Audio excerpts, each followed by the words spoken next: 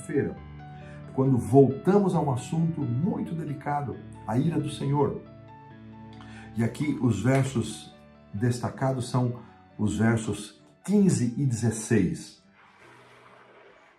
E eu vou pedir que a produção coloque especialmente o verso 16. Produção, por favor, 23, 16. Diz assim: quando violardes a aliança que o Senhor, o vosso Deus, vos ordenou, e fordes e servirdes a outros deuses, e os adorardes, então a ira do Senhor se acenderá sobre vós, e logo perecereis na boa terra que o Senhor vos deu, que vos deu. Olha que coisa interessante.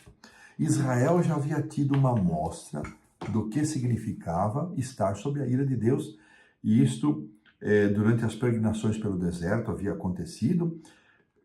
Nós já recordamos isso há pouco tempo atrás, especialmente ali no caso de Balaão, também no caso dos espias.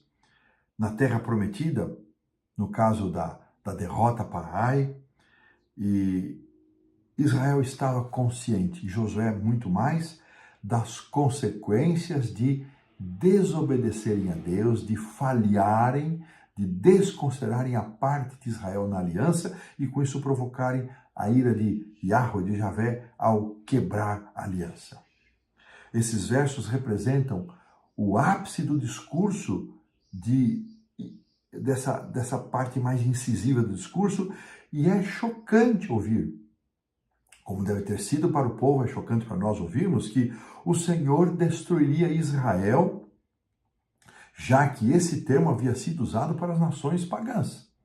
Então, o que significa isso, irmãos? Tão certo quanto as promessas do Senhor haviam sido fielmente cumpridas, as promessas de estabelecê-los na terra, de dar-lhes prosperidade, as maldições da aliança também se tornariam verdadeiras para os israelitas.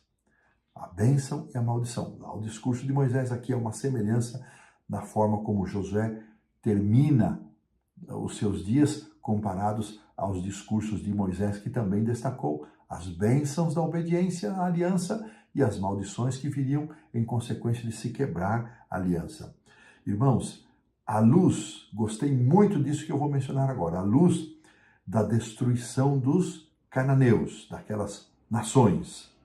Esses versos demonstram uma vez mais que Yahweh, em última instância, é o juiz de toda a terra. E ele declara guerra, não era a guerra contra as nações cananitas, contra os cananeus. A guerra era a guerra contra o pecado, irmãos. Isso eu achei marcante, era uma guerra contra o pecado. Por isso Deus havia dado séculos de oportunidades para aquelas nações se arrependerem, mas eles não se arrependeram. O pecado a qual Deus declara guerra independe de onde ele esteja, se esteja entre o povo cananeu ou estava entre o povo de Israel. A mesma coisa devemos pensar em nós. O mesmo Deus, o mesmo aborrecimento, o mesmo ódio, a mesma ira que Deus tem para com o pecado, não importa onde o pecado esteja. Se nos antros pagãos ou se cultivados em nosso meio, na nossa vida, na minha casa, na nossa igreja, na nossa comunidade de fé. Israel não foi santificado e não adquiriu méritos especiais apenas por participar da tomada da terra. Isso não os imunizou, assim como as nações pagãs também, que mais tarde foram usadas como instrumentos de Deus, a Assíria, no caso das 10 tribos do norte, e Babilônia, no caso das 2 tribos do sul, por terem participado como instrumentos de castigo para o povo de Israel, também não se tornaram favorecidas por Deus, elas também pagaram o preço dos seus pecados. Estava dentro do poder de escolha de Israel fazer das gloriosas certezas do passado a base para enfrentar o futuro. Olha que coisa linda, irmãos. Qual é o poder que o passado, as vitórias do passado têm sobre nós? É certeza de enfrentarmos o futuro vitoriosamente. Então, aqui ele entra num aspecto interessante. À primeira vista, o ensino bíblico sobre a ira de Deus parece ser contrário à natureza amorosa de Deus. Nós já vimos isso trimestre passado extensamente, mas vamos em trimestres passados, mas vamos considerar isso de novo. Mas é exatamente a luz da ira divina que é o desprazer de Deus pelo pecado. Essa é a melhor definição de ira divina que eu já ouvi. A ira de Deus é o desprazer de Deus pelo pecado. Aqui nos diz que a ira de Deus neste mundo afetado pelo pecado é a sua atitude de santidade e justiça quando confrontada com o pecado e o mal. Então, esse desprazer de Deus pelo pecado, porque um Deus santo não pode apreciar o pecado. Então, quando a santidade de Deus é confrontada pelo pecado, então a ira de Deus não é uma expressão emocional como nós muitas vezes, às vezes perdemos a estrebeira, como dizer, e perdemos o ponto, o tom e nos enraivecemos. Isso não, a ira de Deus é diferente, não é dessa forma emocional, não é uma caracterização emocional. Não podemos entender assim, um Deus raivoso, nervoso, que está sendo irritado e explode. Não, não é isso. A ira de Deus é o constante desprazer de Deus pelo pecado, e quando a sua santidade ela é confrontada neste mundo afetado pelo pecado, quando o pecado e o mal se manifestam, então Deus também manifesta o seu desprazer pelo pecado.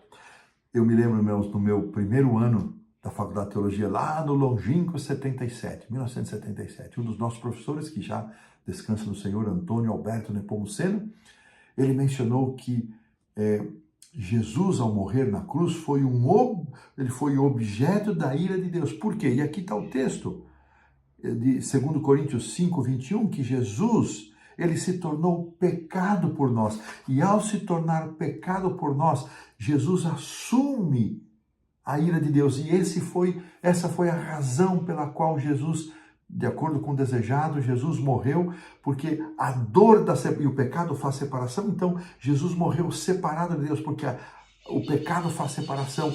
E a ira de Deus separa o pecado da sua presença.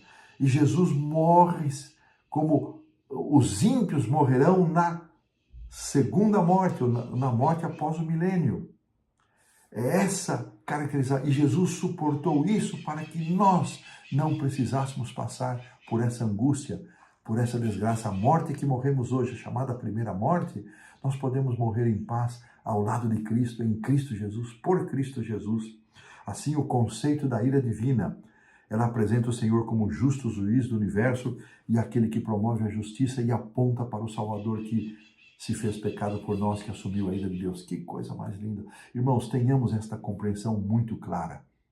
Espero que tenha ficado claro e que sejamos advertidos que a ira de Deus é contra o pecado, não era contra este ou aquele. Não tenhamos preconceito, irmãos, que a ira de Deus é contra este ou aquele grupo religioso. Esqueçamos isso, irmãos. A ira de Deus é contra o pecado e aqueles que se aliam ao pecado. Que Deus nos ajude, irmãos, a nos afastarmos do pecado, a reconhecermos o pecado, a ter a nossa vida, a nossa casa, a nossa família e a nossa igreja livres do pecado, e dessa maneira colocamos um ponto final na lição da quarta-feira.